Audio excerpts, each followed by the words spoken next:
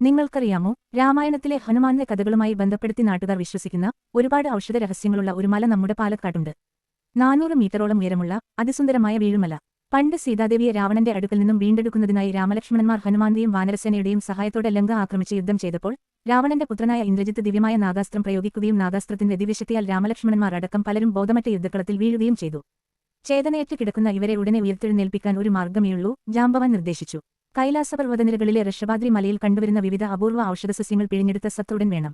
ജാംബവാന്റെ ഉപദേശപ്രകാരം അപൂർവ ഔഷധസസ്യങ്ങളായ മൃതസഞ്ജീവനി, വിശല്യധരണി, സന്താനധരണി, സുവർണധരണി എന്നിവ തേടി ഹനുമാൻ ഹിമാലയ പർവ്വതനിരകളിലേക്ക് പറന്നു. അവിടെയെത്തിയ ഹനുമാൻ ഔഷധസസ്യങ്ങളുടെ പേര് മറന്നതു കാരണം ഏതാണെന്നറിയാതെ ആ ഔഷധസസ്യങ്ങൾ സ്ഥിതി ചെയ്തിരുന്ന ഋഷഭാദ്രി മലയെ അടിയോടെ പൊക്കി തന്റെ കൈയിലേന്തി ലങ്കയിലെ യുദ്ധക്കളത്തിലേക്ക് പറന്നു. യാത്രാമധ്യേ കൈയിലേന്തിയ ദിവ്യമലയുടെ ചെറിയ ചില ഭാഗങ്ങൾ അടർന്നു പല ഭാഗത്തായി വീണുവെന്നാണ് പുരാണങ്ങളിൽ പരാമർശം.